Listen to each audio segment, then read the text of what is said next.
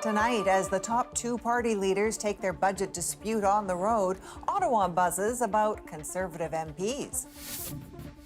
I think there's a lot of questions that need to be asked to the Conservatives. Plus, speaking of the budget, what happened to Pharmacare? Flight delays kick in across the U.S. because of a government shutdown. I think it's terrible, and I think our Congress is a bunch of losers. The uses of Ozempic and similar drugs, from diabetes to weight loss to addiction treatment. There's never like, gee whiz, I should have a beer. No, it just doesn't even enter my mind. The research and the potential risk of suppressing desire. From CBC News, this is The National with Erica Johnson. Thanks for joining us. The minority Liberal government has survived its second confidence vote in as many days, while the Conservative opposition seeks to minimize the damage of losing two MPs. Matt Genereux says he's likely resigning in the spring, insisting he wasn't coerced. Conservative Chris D'Entremont crossed the floor to the Liberals. Unwanted distractions during a crucial budget week. As Kate McKenna shows us, the question swirling around Ottawa now is whether the Conservatives have stopped the bleeding.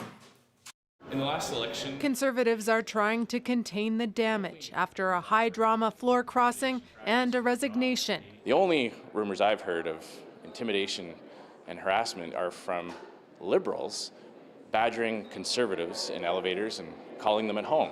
The Conservative House Leader is downplaying reports that MP Matt Genereux faced intense pressure from Conservatives over fears he'd cross the floor before his abrupt resignation on Thursday. Andrew Scheer blames the Liberals. Mark Carney did not receive a majority mandate from Canadian voters, yet he's trying to cobble together a majority through undemocratic means with backroom deals and pressure tactics. According to sources, Genereux and MP Chris D'Entremont both met with the Prime Minister earlier this week.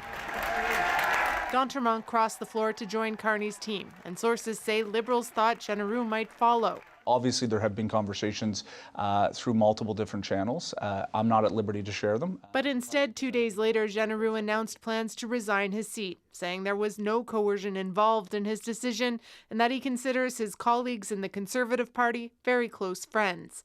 But that didn't stop skepticism on Parliament Hill. It must have been pretty damn nasty for him to go from being a newly re-elected Conservative MP to I'm not sitting here anymore. You know, I think they're in a sense of disarray there right now. The newest Liberal MP says he'll be spending the weekend explaining his decision to constituents. We're going to head home, and of course we have a number of Veterans Days events to do, so we'll hopefully see some constituents and talk to them, and hopefully they'll be at ease with my decision. After two announcements of dramatic departures in 1 week, sources tell me Conservative MPs are feeling unsettled. So, Kate, unsettled may be one thing, but leaving caucus another. I'm told there are about a dozen Conservative MPs who are very frustrated with the current leadership. That doesn't mean they're all about to cross the floor, but it could mean more challenges for Pierre Poilievre. Next week, MPs will be back in their ridings because it's a break week on Parliament Hill. It'll give time for them to reflect and maybe time for the party to regroup. Okay, Kate McKenna tonight in Ottawa. Thanks for this. You're welcome. There are concerns tonight about the future of the National Pharmacare program. This week's federal budget pledged no new money. As Marina von Stackelberg shows us, some fear the promised expansion will never happen. The Liberals have yet to follow through on their Pharmacare promise, one from the previous Trudeau government, to make contraceptive and diabetes drugs free for all Canadians. BC, Manitoba, PEI, and Yukon have all signed on to the Pharmacare plan. But since the federal election, no more deals have been announced. There's now a huge disparity in Canadians' ability to access life-saving and life-changing medicine, and that's fundamentally unacceptable. More than half of the $1.5 billion set aside last year to pay for those drugs is already spoken for. This week's federal budget came with no new money, a sign an expansion may not be coming anytime soon. It's concerning for diabetics like Roger Cook, who pays hundreds of dollars a month for his medication. It's very alarming for those people that don't have those readily available options and that they're not able to maybe, and they're banking on it, and it's rent money for them. The nearly 500-page budget only mentions Pharmacare once, where the Liberals promised to protect it. What that means is unclear. Ottawa passed Pharmacare legislation over a year ago. Everyone feels like they're kicking the can down the road. It's a drug plan fought for by the NDP as part of that party's agreement to support the Trudeau government. We've asked the minister repeatedly, and they say they're committed to Pharmacare, but there's still no action on any new deals. It's been months. As you saw in the budget, we protected the Pharmacare agreement that we have. And for now, I'm continuing conversation with provinces and territories on next step. So not for today, but I'm still continuing conversation. But are those conversations happening in earnest? Nova Scotia said 5 months ago it wanted to restart talks to get a Pharmacare deal. But a spokesperson for that province's health department says they're still waiting to hear from the federal government. Marina von Stackelberg, CBC News, Ottawa. The latest job numbers are out, and after months of gloom over tariffs and tepid growth, they're better than expected. Canada added 67,000 jobs in October, and while most of those are part-time, it's still higher than economists had projected, enough for the unemployment rate to dip below 7%.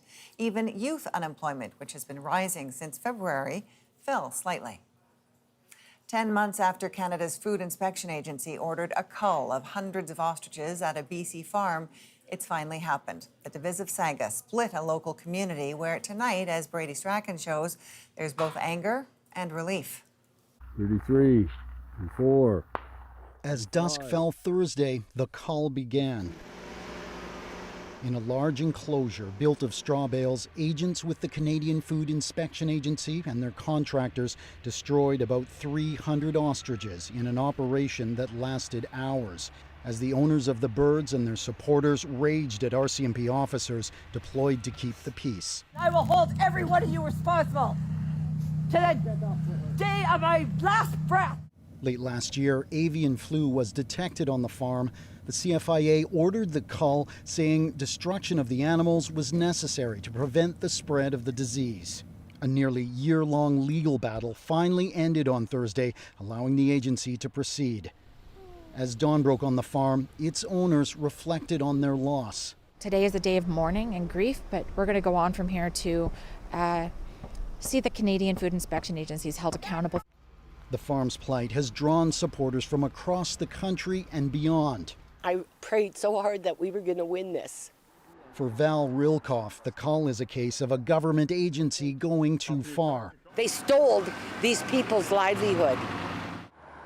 Still, some in the community of Edgewood see it differently, even welcoming the cull as a way to end a situation that has brought hundreds of outsiders to their town. They've gone to people's homes, they've accosted people at the store, they've accosted the store owners, they accosted the neighbor. Jim McKee lives within earshot of the farm. He says most residents turned against the farmers and their cause long ago. It's just ridiculous. Like, there's been no empathy or respect coming from them for the wider community. But they're demanding it from us, and if we don't give it, we're haters. With the cull now complete, the CFIA says it has begun the disposal stage of the operation, the final step in an ordeal that has left this community deeply divided. The CFIA says it consulted with experts to use what it calls the most humane option for killing the ostriches, professional marksmen in a controlled on-farm setting under the supervision of a veterinarian. Brady Strachan, CBC News, Edgewood, British Columbia. In the U.S., travelers are dealing with hundreds of canceled flights at major airports. And tonight, there are fears thousands more could be grounded in the days to come. Paul Hunter now with more on how aviation authorities and passengers are grappling with the ongoing government shutdown. More than a month into the already record-long U.S. government shutdown, with so many air traffic controllers forced to work without pay, now calling in sick, The federal government now ordering airlines to cut back on flights at the country's busiest airports, citing safety concerns. What is our response to that? And the response is to take pressure out of the system. And through the safety team, we've talked about lowering the number of flights. Already, more than 1,000 forced cancellations and countless more delays, with word the number of cancellations could be ordered to grow from 4% at 40 airports to 20% if the shutdown doesn't end soon. From travelers, frustration. It's absurd. I think it's a complete failure of government, and the government serving itself and not the people. It's driving me nuts. It's a blame culture. That's all I can say. Nobody takes responsibility for anything. So it's a big mess, and we have to deal with it. At the root of it all, on Capitol Hill, Republicans and Democrats battle over government spending, especially regarding health care costs. Democrats now offering to sign off on a spending bill if Republicans agree to extend subsidies on health care for 1 year. After so many failed votes, it's clear we need to try something different. Clerk will call the roll. Republicans quickly called that a non-starter and say only if Democrats first agree to their spending plan could talks on health care begin with the president. He's willing to sit down on the issue of health care with Democrats once the government opens up again. So, to Donald Trump, the question, when will the shutdown end? I don't know. It's up to the Democrats. And so it continues. Canadian airlines, for now, say they're monitoring the situation. Most travelers in the U.S. have so far been rebooked, but the fear, with both sides dug in on Capitol Hill, this will now only worsen, and quickly. Paul Hunter, CBC News, Washington. A powerful typhoon battering parts of Southeast Asia made landfall in Vietnam Friday, killing at least 5 and leaving more than 1 million without power. Sasha Petrusik shows how it also left a trail of destruction in the Philippines. Amid neighborhoods buried in mud and dammed by debris, as residents scavenge for bits of their lives, Meli Sabaron misses home. We've lost everything, she says. No place to sleep, nothing. Much of it swept away by a month's worth of rain in a single day, and devastating winds brought by Typhoon Kalmaegi, killing almost 200 people in the Philippines. 35 of them in this village alone. Christine Atten lost her sister. She was trapped as the water rose, she says. We tried everything to get in and save her. More than 1 million have been left hurt or homeless. Soldiers are still rescuing the trapped and searching for dozens missing. This is the 13th typhoon to hit the Philippines this year, pummeling an area that's also seen a devastating earthquake and a series of other weather emergencies. Kalmaegi has now moved on to Vietnam, where it killed more people before weakening. But ocean temperatures are rising, fueling future storms. But overall, with intensity increases, we expect much more damages, and coastal communities will be in the front line. A national calamity. Indeed, even as Philippine President Ferdinand Marcos Jr. declares an emergency over this typhoon, another is on the horizon, approaching quickly, aiming for these islands as well as Taiwan. Sasha Petrusik, CBC News, Toronto. Russia's grip is tightening on the Ukrainian city of Pokrovsk. If it falls, it will be the first major victory on the battlefield for Moscow in 20 months. Ukrainian troops on the deadly ground of Pokrovsk. Hundreds of Russians are now inside the city. They are seeping through our positions, says this Ukrainian soldier, because there's a critical shortage of infantry. Pokrovsk is one of eastern Ukraine's last fortress cities. Russian forces have bled so far into the city, they threaten major roads, making the situation critical. Russian infiltration groups have made it up to these kind of main roads. It's not clear if they hold these areas, but they're certainly operating here. If Russia continues to close this kind of area, it's going to be increasingly difficult for forces to keep defending. For Vladimir Putin, breaking Pokrovsk would allow him to turn his attention to other cities that stand in the way of conquering all of eastern Ukraine. Places where defiance of Russia is a daily fact of life. Increasingly in danger of becoming the next Pokrovsk. Taiwan leads the world in manufacturing microchips used in AI databases, phones, and cars. Chris Brown shows us how the island's tech dominance is raising its global profile. This science park south of Taipei is devoted to making some of the most delicate and expensive technology on the planet. The microchips that facilitate artificial intelligence, phones, and almost everything else we use. Taiwan is the leader of the world's semiconductor industry, and it especially dominates in the manufacture of high-end chips, with one company, TSMC, holding 90% of the global market. It's an astonishing accomplishment for a small island that most of the world doesn't even recognize as a country. And people here are proud of that success. We don't have to worry too much now that people don't care about us, said 21-year-old college student Amy Lin. We have wafers, microchips, so we have something to negotiate with others. And Taiwan is flexing its new economic muscles, threatening South Africa with export controls over a diplomatic dispute, and standing up to U.S. demands to move half of its chip-making business there. You cannot ignore Taiwan anymore. Analyst Jeremy Chan says advanced chip technology, especially for AI, is very expensive and has taken years for Taiwan's engineers to refine.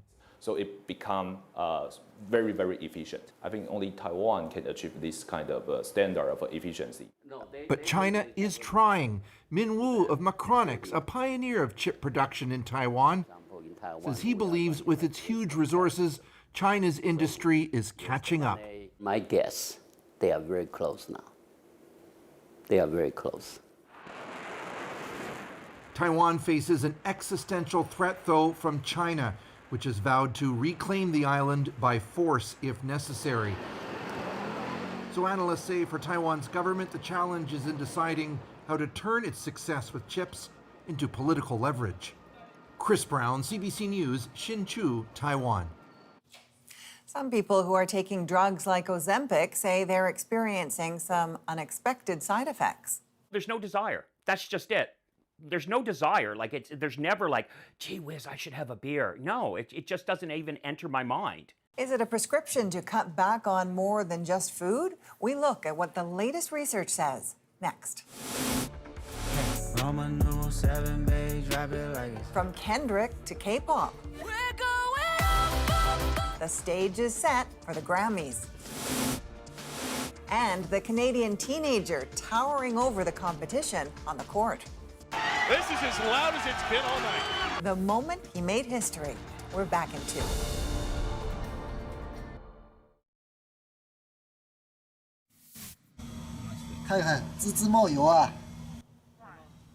Chinese astronauts are enjoying the first barbecue meal in space. They successfully grilled chicken wings aboard the Chinese space station in microgravity. It's thanks to a new hot air oven, which allows smokeless and residue-free cooking. The crew said the meat had the perfect texture, taste, and smell. Kendrick Lamar and Lady Gaga lead the 2026 Grammy nominations out today. Magda Geber-Selassie takes us through the big categories where Canadians and K-pop cleaned up. The Grammys are showing love to Kendrick, K-pop, and Canadians. No stranger to winning the hardware, Kendrick Lamar is leading the way with 9 nominations, including in the big categories. Record of the Year, Song of the Year, and Album of the Year, as well as more genre categories like rap. And so he has the biggest success story out of anyone. Lady Gaga, Bad Bunny, Sabrina Carpenter, and Leon Thomas also getting several noms. And one specific genre made waves, K-pop. This summer, the K-pop Demon Hunters movie was massive. So was the music. The song Golden is up for a few Grammys, including Song of the Year. Singer Rosé is nominated for this hit with Bruno Mars. And under Best New Artist, a K-pop-inspired girl group, Cat's Eye, made the cut. I believe that it is time to be recognized as a Korean culture is now. Canadians are in the spotlight too. Justin Bieber's comeback with Swag nabbed him 4 nominations, including for Album of the Year. Party Next Door and Drake are up for Best Melodic Rap Performance, and pop star Tate McRae is nominated for the first time. And so is Laila Bialy for Best Traditional Pop Vocal Album. My husband and co-producer Ben and I were trying to decipher if it was actually true. Were we getting punked or something? And so we're beyond thrilled. But one big artist was shut out. The Weeknd is nowhere to be found. For years, The Weeknd didn't put his music forward or attend the show, accusing the Grammys of corruption. That beef was put to bed when he performed earlier this year. So it's definitely going to reopen old wounds. When it comes to who will walk away with the wins, we will find out on February 1st. Magda Gebrselassie, CBC News, Toronto. Some good news is coming out of the Blue Jays' loss in Game 7 of the World Series. The city's Sick Kids Hospital says it's received more than $30,000 in donations from Dodgers fans. I think the first donation that we saw came right after the heartbreaking loss on Saturday night. Each one of these donations made online that has a comment about Blue Jays or World Series or Dodgers. About 400 U.S.-based donors have donated, and 20 have signed up to make monthly contributions. After the Jays played the Mariners, Toronto fans donated to a hospital in Seattle. Sick Kids hopes this becomes a new World Series tradition. Beyond diabetes and weight loss, could drugs like Ozempic actually help treat addiction too? The hype is outpacing the evidence. Jennifer Yoon breaks down the science behind what we know and what we don't know. After dozens of books and decades of writing, Margaret Atwood is telling her own story in a new memoir. Do you like holding a grudge? I don't have a choice. The National breaks down the stories shaping our world next.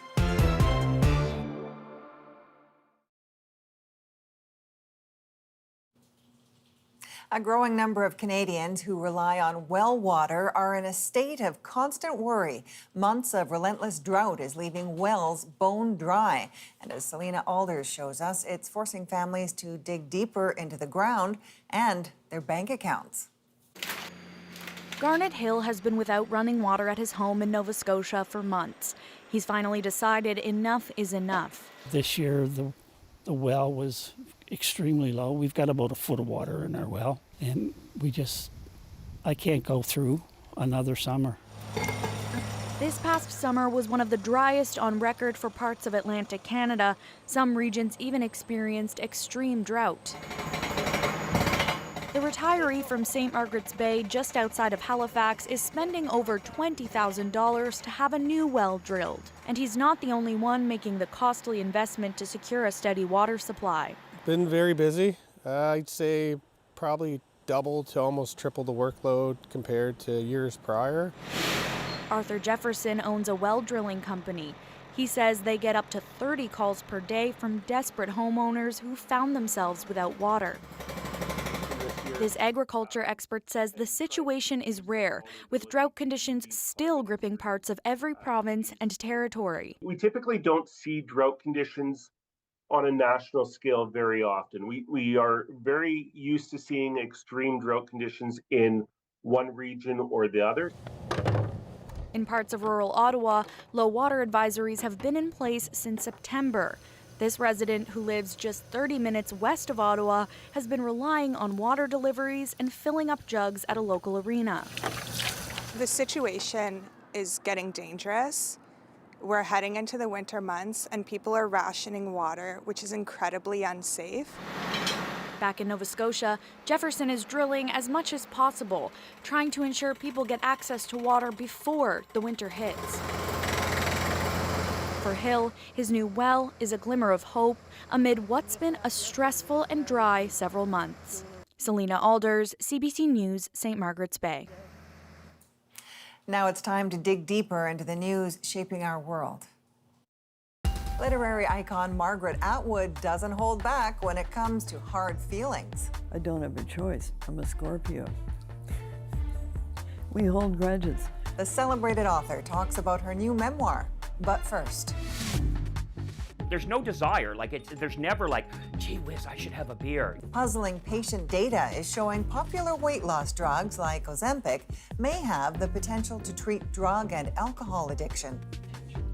Jennifer Yoon breaks down what the latest research reveals and what scientists are concerned about.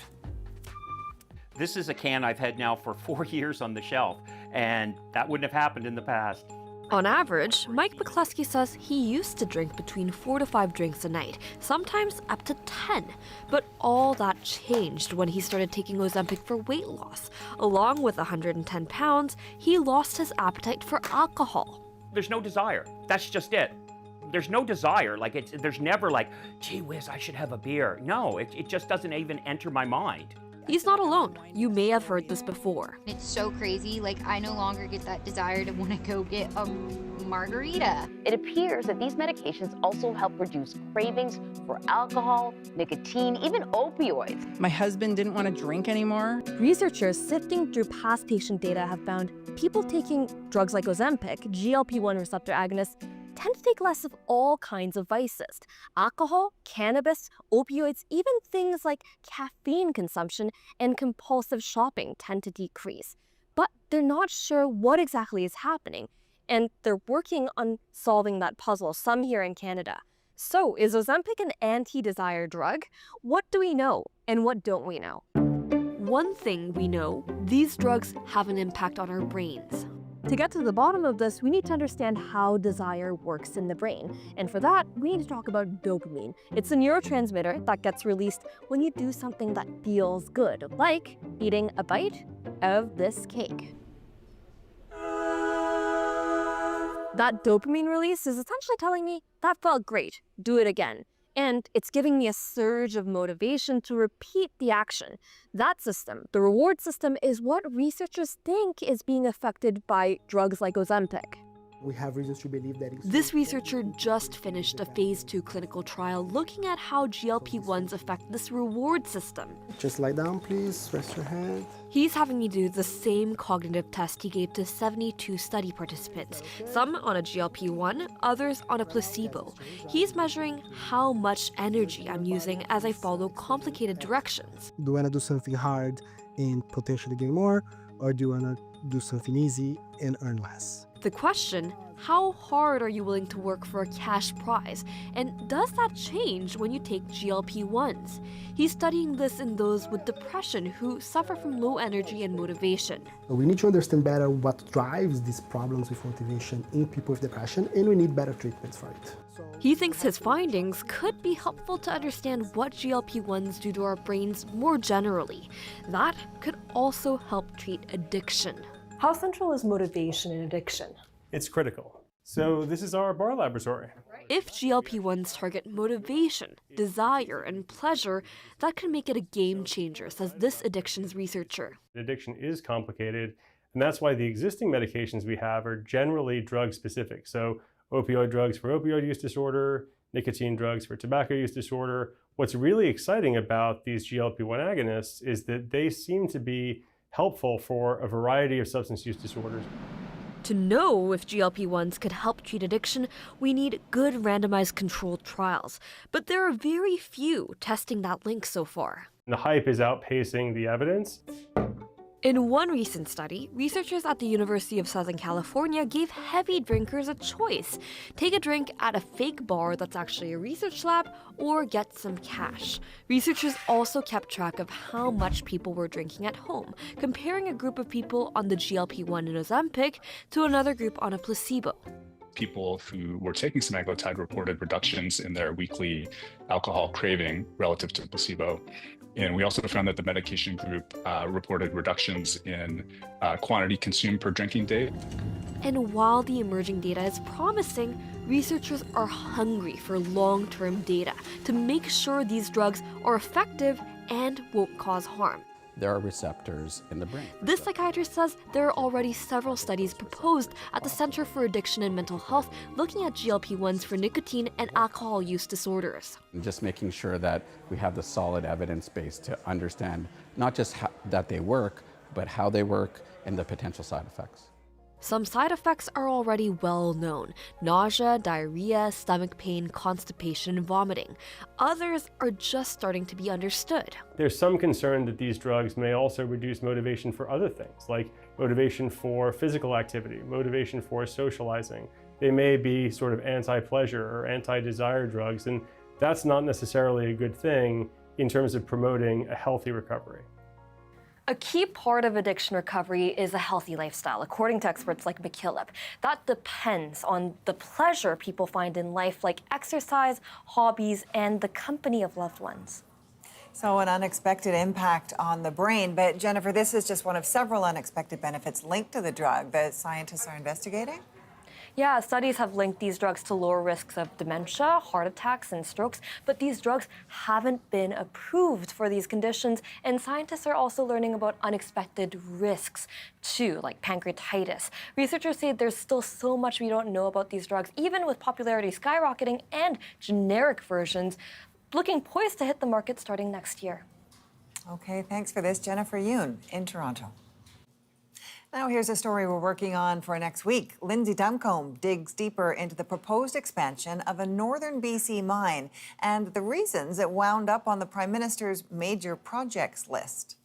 One of the 5 major projects on the federal government's list is the expansion of the Red Chris copper and gold mine in northwestern BC. Highlighting this project sends a signal that the federal government wants to transform this part of northwestern BC. The economic opportunity is big, but there are risks.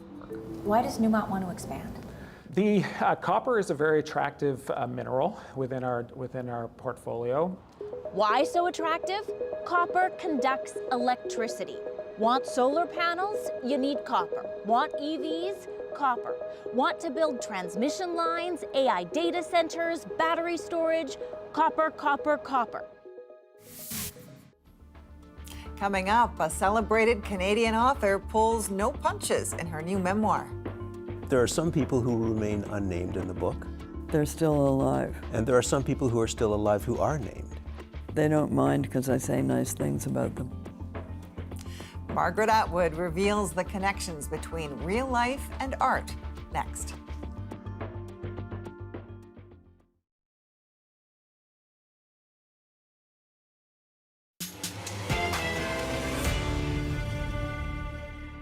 Margaret Atwood's books have helped shape modern literature and popular culture. My mother said, if you're going to be a writer, you better learn to spell. Now the author is writing about herself.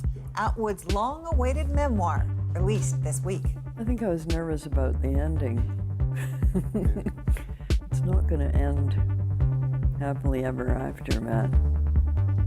Matt Galloway, host of CBC Radio's The Current, sat down with Margaret Atwood, who shared the stories that shaped her frank new memoir and revealed why she was nervous to write the ending. Do you like holding a grudge? I don't have a choice. I'm a Scorpio. We hold grudges. It's not an attractive thing to say about yourself. I struggle against it, but not very hard. In the heart of Toronto, beneath the vaulted ceilings of the Thomas Fisher Rare Book Library, history rests quietly between the pages. It is a place where stories endure and home to the largest collection of Margaret Atwood's archives. Taking up more than 100 meters of shelf space, inside hundreds of these boxes, you will find everything from the early stories she wrote as a child, handwritten drafts of her poetry, short stories and novels, manuscripts, research, letters, photographs.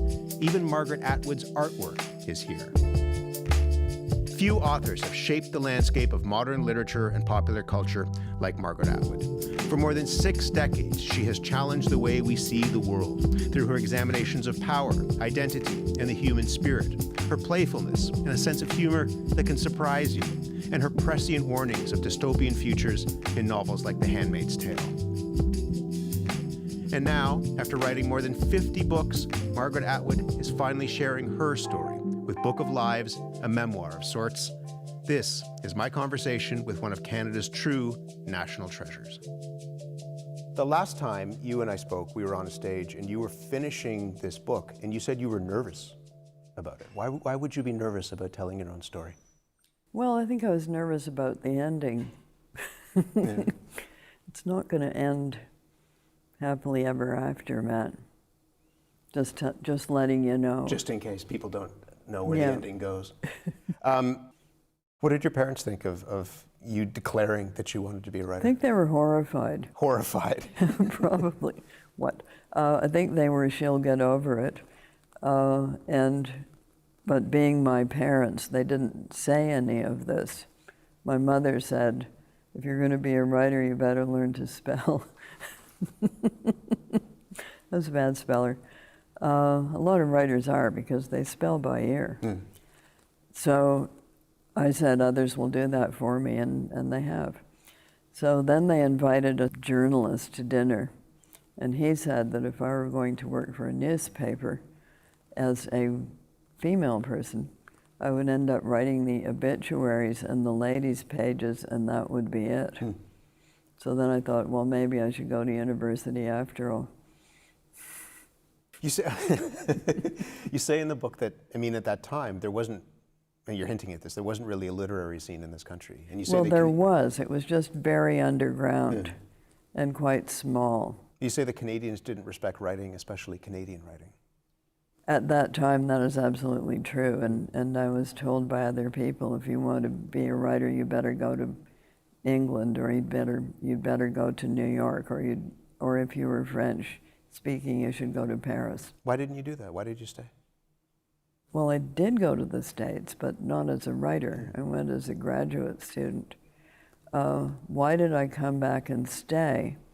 The Canada Council had gotten up and running, and there were other people my age who also had stayed. And some of them then started literary magazines.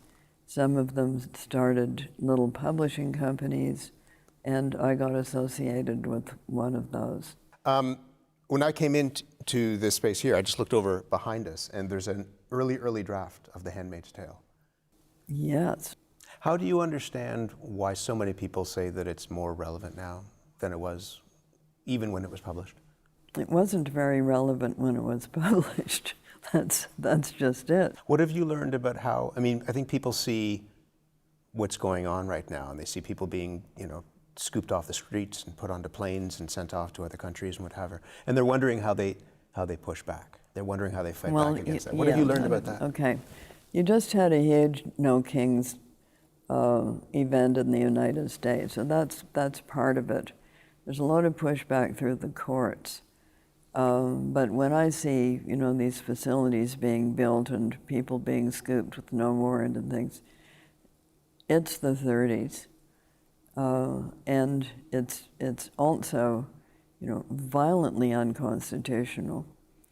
And you are seeing a move away from the principles on which the United States was founded in the 18th century, back towards absolutism. That's one side of it. The other side is Americans are ornery. They don't like lining up and saluting. They don't like other people telling them what to do or say or think or read, and that is now coming out. I think they're coming out of their shock and numbness and fear that they had right after the election, and they're putting on frog suits and having big rallies. And fighting back. Well, I wouldn't call it fighting yet. We're not having physical violence, and that's smart of them. They know the other side is just looking for a chance to send in the stormtroopers. So best not to be violent. One of the neat things about this book is that you realize that a lot of the characters that we know from your novels are drawn from actual real people. And I mean, you can offer plausible deniability when you're doing interviews about the books, but it turns out that maybe there were real people. Like, can I ask you about that? There are some people who remain unnamed in the book. They're still alive. And there are some people who are still alive who are named. They don't mind because I say nice things about them. And then some people you don't say such nice things about, like... They deserve it. Do you like holding a grudge? I don't have a choice. I'm a Scorpio. We hold grudges. It's not an attractive thing to say about yourself. I struggle against it, but not very hard. When we started talking, you said that one of the things that you were nervous about with this book was the end, and writing about the end. The end. Can I ask you a little bit about that? The way that you write at the end of this book about... We're not going to talk about the end because that's blowing the ending, Matt. It's not the end. But there's an important... It's not the end. It's different than anything I've read by you. The way that you write about Graham and dementia and his decline. What was it like to write that? Well, it was truthful. It was sad. It was not fun at the time.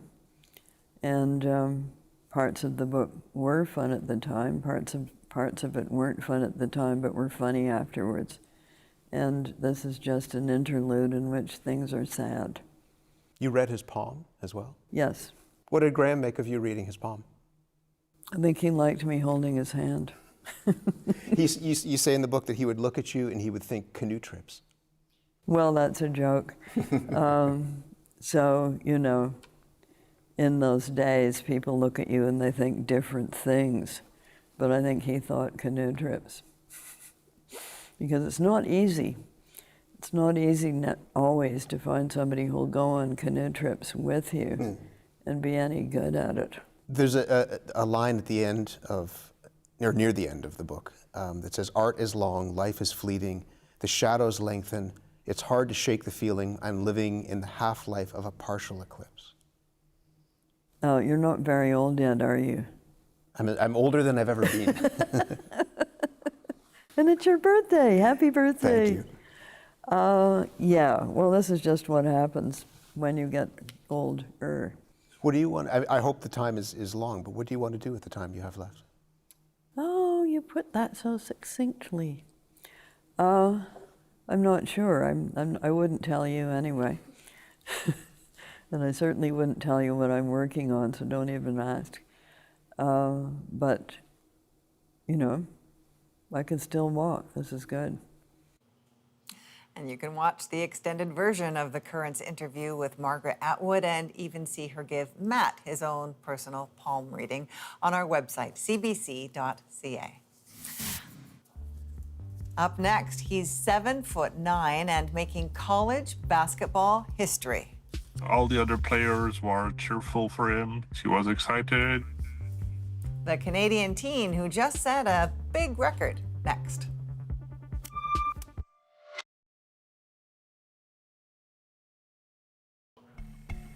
This is Olivier Rioux. He's 19 years old from Terrebonne, Quebec, and 7'9", which is why he just made history.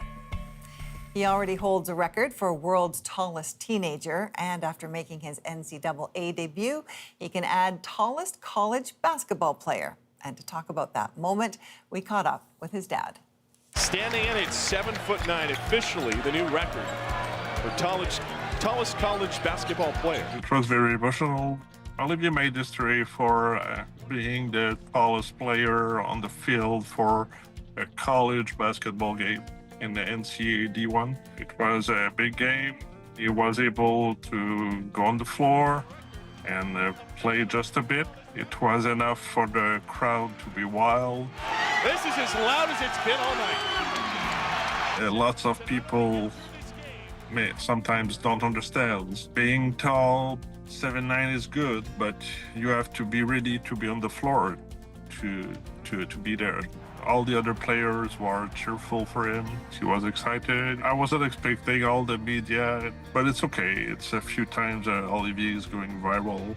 I'm very proud of him and what he's able to achieve. Here's another interesting fact about Olivier. He wears a size 20 shoe, which is actually not a record.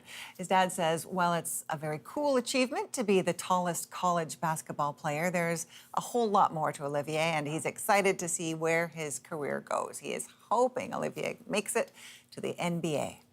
From all of us at The National, thanks for watching. I'm Erica Johnson in Vancouver. Take care.